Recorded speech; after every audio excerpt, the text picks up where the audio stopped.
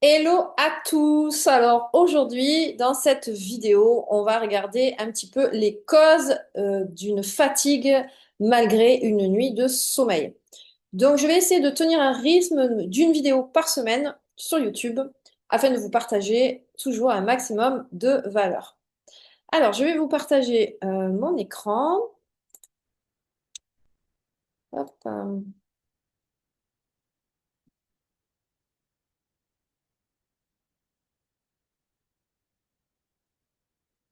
Alors, si tu es fatigué malgré 7, 8, 9 heures de sommeil, que tu te réveilles sans énergie, comme en fait si tu n'avais pas dormi du tout, et tu te dis peut-être c'est l'âge, souvent les personnes se disent oui, après 40 ans c'est l'âge, ou alors je manque peut-être de vitamines, ou je suis trop stressée. Alors là, tu touches peut-être quelque chose de vrai, oui, tu es peut-être trop stressé. En tout cas, je peux te dire une chose, c'est que ça, ce n'est pas normal de dormir pas mal de temps et d'être crevé au réveil. Parce que, en fait, ton corps, il est programmé pour vraiment aller se reposer, se régénérer la nuit. Et donc, si tu te lèves fatigué, il y a quelque chose qui cloche, ça, c'est sûr. Et il y a donc une cause cachée à tout ça, et c'est ce qu'on va voir aujourd'hui. Il y a beaucoup d'hommes et de femmes actives qui ressentent ça, en fait. Donc, ils dorment beaucoup, ou en tout cas, normalement, suffisamment. C'est à partir de 7 8 heures par nuit, c'est censé être suffisant pour un adulte. Mais ils ne récupèrent pas, ils se sentent fatigués. Ils traînent toute la journée une fatigue chronique, ou en tout cas, régulièrement, ils se sentent à plat. Ils deviennent par conséquent irritables, hein, parce que quand on ne dort pas correctement, on est un peu à fleur de peau. Ils observent aussi des troubles digestifs, donc souvent des ballonnements, des inconforts ou de l'acidité gastrique, des choses comme ça. Et souvent, ce qui arrive, c'est que le poids, en fait, commence à arriver surtout autour du ventre, ou alors, en tout cas, une difficulté à perdre du poids. Donc ça, c'est pas un déséquilibre uniquement lié au sommeil, mais c'est un déséquilibre hormonal lié à une hormone dont tu entends très souvent parler, c'est le cortisol.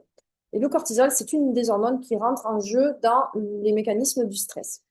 Donc c'est évidemment une hormone naturelle, le cortisol, hein, c'est une hormone essentielle. C'est elle qui t'aide à te réveiller le matin normalement avec de l'énergie, à affronter les situations stressantes et garder ton corps en alerte quand il y a un danger. C'est une hormone ancestrale, c'est-à-dire que quand on était un être humain dans la savane et que l'on croisait un lion, eh bien, il nous fallait en tout cas avoir suffisamment de cortisol pour aller échapper à ce lion et pas se faire dévorer.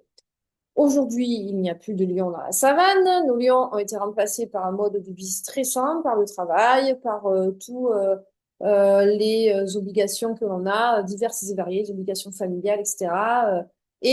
Malheureusement, du coup, on sécrète du cortisol de manière un peu trop régulière. Donc, en temps normal, en tout cas, quand le cortisol est régulé normalement, on doit avoir un taux de cortisol élevé le matin, d'accord? Donner un coup de boost pour se réveiller. Et il doit diminuer progressivement tout au long de la journée, donc pour être vraiment au minimum le soir et laisser place à la mélatonine pardon, qui elle est une hormone pour s'endormir, ok, et pour maintenir un bon sommeil. Mais quand on est constamment sous pression, donc comme je le disais, par le travail, les responsabilités, de la charge mentale, des imprévus qui arrivent dans la vie, eh ben, le rythme du cortisol, le rythme des sécrétions du cortisol se dérégule. OK? Donc, quand ce cycle du cortisol il est dérégulé, on peut avoir des pics la nuit. Donc, ça peut faire des gros réveils nocturnes où d'un coup, on est complètement réveillé, qu'on a du mal à se rendormir. Et là, bah, on a les ruminations qui reprennent le chemin, etc. Et du coup, c'est très compliqué de se rendormir. Et au contraire, on peut avoir un cortisol trop bas le matin, ce qui fait qu'on va avoir du mal à se lever. C'est des personnes qui éteignent le réveil plusieurs fois d'affilée, qui continuent à dormir, et qui n'arrivent jamais à se lever ou alors qui se lèvent bah, par obligation, mais qui se traînent toute la journée, parce que voilà, le cycle du cortisol est dérégulé. Donc, on peut aussi avoir cette sensation de dormir quand même suffisamment la nuit, mais de se réveiller crever le matin. Et ça, c'est pareil, c'est dû à des sécrétions de cortisol qui sont pas normales. Ok. Donc, évidemment, ce dérèglement, il entraîne quoi? Une fatigue chronique, des envies de café ou de sucre pour aller tenir le coup la journée, des troubles digestifs, comme je le disais plus haut, des douleurs ou une inflammation chronique de bas grade, Et évidemment, une difficulté à perdre du poids ou au contraire une prise de poids qui vient de plus en plus d'année en année, essentiellement autour du ventre. Et évidemment, pour tenir le coup, ben, qu'est-ce qui se passe? On compense avec du café, du sucre, d'autres excitants pour aller tenir le coup. Et malheureusement, ça entretient le cercle vicieux. Alors, qu'est-ce qu'on peut faire pour commencer à sortir de ce cercle vicieux? Parce qu'il y a des petites choses à faire, des petites choses mais puissantes. Donc, je vais te donner là 3 actions simples que tu peux mettre en place dès aujourd'hui. Et si vraiment tu le fais de manière régulière, donc tous les jours, tous les jours, tous les jours, pendant un temps suffisamment long, tu vas vraiment voir une grande différence sur ton énergie. Parce que ton cortisol va commencer à se réguler naturellement. Donc, tu vas déjà commencer, dès que tu te lèves le matin, à aller t'exposer à la lumière du jour. C'est-à-dire que tu ne te restes pas enfermé chez toi, tu te lèves le matin et si tu as un jardin, si tu as un balcon, une terrasse, tu vas aller 5 minutes dessus et tu t'exposes à la lumière du jour et tu respires et tu marches un petit peu. Et là, déjà, tu vas mettre ton corps en mouvement, tu vas exposer ton corps vraiment à la lumière du jour naturel le matin et peu à peu, ton cortisol, il va commencer à être sécrété. OK? Il faut absolument que tu évites de consommer des excitants en fin de journée. Donc, le petit verre de vin pour se détendre le soir, non, le petit verre de vin, il va pas te détendre, au contraire, il va provoquer des pics de cortisol le soir. Malheureusement, l'alcool est un excitant. Enfin, malheureusement, voilà, c'est un constat. L'alcool est un excitant et boire un petit coup le soir ne détend pas. Ça te détend sur le coup, mais malheureusement, ça te fait sécréter du cortisol et ça entretient ce cercle vicieux.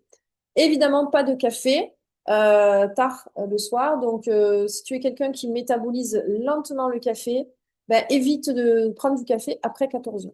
Voilà. Si tu métabolises très vite, ben, si tu fais certainement donc partie des personnes qui peuvent prendre un café à 17-18 heures sans qu'il y ait de conséquences. Mais ça, en général, on le sait. Personnes qui disent, ah non, je peux pas prendre de café après 17 heures sinon je dors pas, ça veut dire que tu métabolises lentement la caféine. Donc, pas de café après 14 heures si tu métabolises lentement la caféine. Évidemment, le sucre le soir, c'est pareil, c'est un excitant. Donc, pas de sucre le soir pour sécréter correctement la mélatonine, donc éviter le pic de cortisol. Il faut aussi que tu mettes en place une routine de déconnexion avant de dormir. Franchement, dans mes accompagnements, je le dis souvent, je dis à mes clientes, d'arrêter les écrans au moins 1 heure avant d'aller se coucher. Et très peu le font parce que le soir, c'est le moment passé en famille, on aime bien mettre un peu la télé, etc. Mais non, c'est vraiment pas bon du tout. D'une part, parce que les écrans, ben, en fait, empêchent, enfin, ça fait une excitation, c'est comme si tu étais un peu exposé à la lumière du jour, donc c'est la lumière bleue. Ça empêche du coup de sécréter la mélatonine. Et d'autre part, parce que à travers les écrans, il y a des informations qui sont pas toujours très cool, en fait, pour aller apaiser notre système nerveux. Que ce soit les informations ou le scroll sur les réseaux sociaux, on évite. Franchement, le soir, on évite. Il vaut mieux se mettre dans des routines apaisantes. Donc, plutôt, par exemple, prendre une bonne lecture, évidemment, une lecture qui soit aussi apaisante et pas angoissante. Peut-être se faire une méditation ou se prendre un bain chaud, une tisane, un moment câlin avec ses enfants, avec son conjoint, sa conjointe, plutôt que d'aller scroller sur les réseaux sociaux ou regarder les informations ou des films qui vont un peu énerver, voilà, nous énerver. Au moins 1 heure avant d'aller se coucher, ça serait bien de se mettre dans des routines qui apaisent vraiment, vraiment, vraiment. C'est important de le faire. Et ça fait de mal à personne d'aller couper les écrans 1 heure avant d'aller se coucher. On peut faire aussi du journaling, hein. Ça peut être bien aussi d'écrire des choses ou de faire de colorier des mandalas, des choses comme ça, des choses qui apaisent vraiment le système nerveux. C'est des petites choses que tu vas peut-être trouver bêtes, toutes bêtes, mais qui sont extrêmement puissantes dans la régularité. Si tu le fais tous les jours, tous les jours, tous les jours, pendant suffisamment de temps. C'est comme ça pour beaucoup de choses d'ailleurs.